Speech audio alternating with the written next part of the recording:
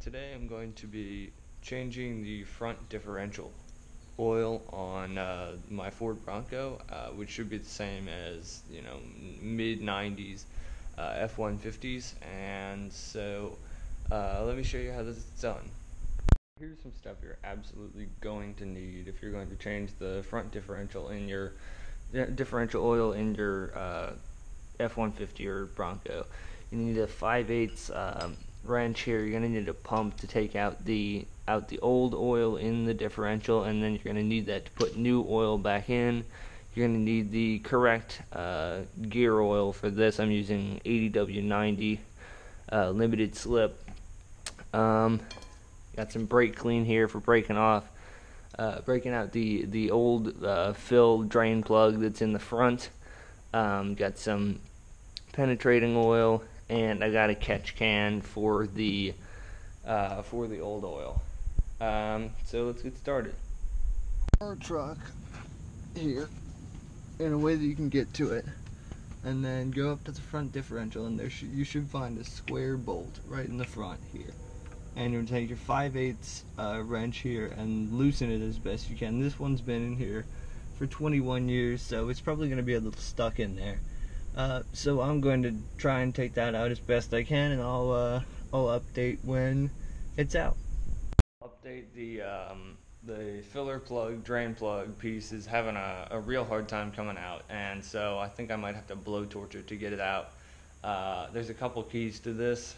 First of all, make sure you clean off all the WD-40 or penetrating oil or whatever you're using before you blowtorch it, because that could end up bad. And as you blowtorch it really hot, and then you throw cold water on it and see if it comes off. And if you want to prevent bolts and such sticking at a later date, just remember to put anti-seize compound on it when you're putting it back in.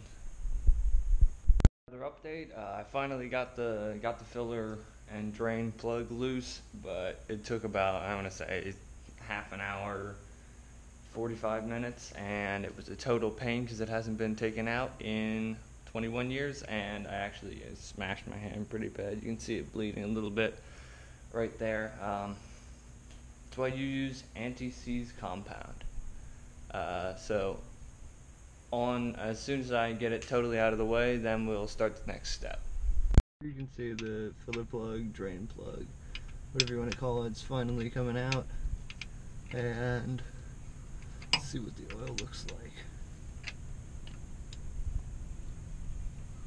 I'm trying to do this one-handed. That looks a little rank to me. Alright, let's move on to the next step. Step is to put the pump hose inside the differential hole. I got this pump for, I don't know, $6-7 at an auto parts store. You just put it in here and you suck all of the differential fluid out of here until you can't get any more out of there. Completely done taking all the oil out of the differential. Just get your bottle and you put the pump into the bottle and start pumping fluid right back in. I'm not exactly sure how much this transfer case takes. I'll just keep pumping until it starts leaking at the top. A bit of a look what I mean when I say I'm pumping it in to the transfer case. Here's the whole tube set up, and I'll pump it a couple times so you can see.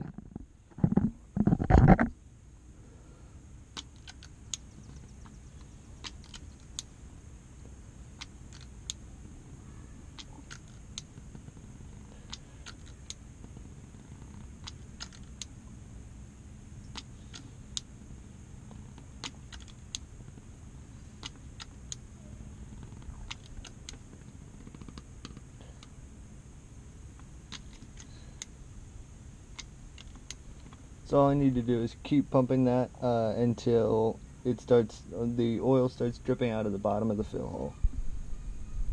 So I pumped it back full of fluid. It actually didn't take as much as I thought it was going to. It only took 1 quart in the front differential, and so I guess I way overbought the oil.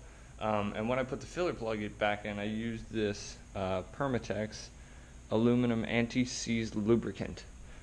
Just prevents it from rusting on the threads of the bolt. So next time you go to take it out, it's just not as big of a pain. So I think that about wraps it up. It only took one quart after it was all said and done, and it actually wasn't as big of a pain as I thought it was going to be. I read that it was a big pain, but with one of those pumps, it made it a lot easier. So I think that about wraps it up. Till next time, have a good one.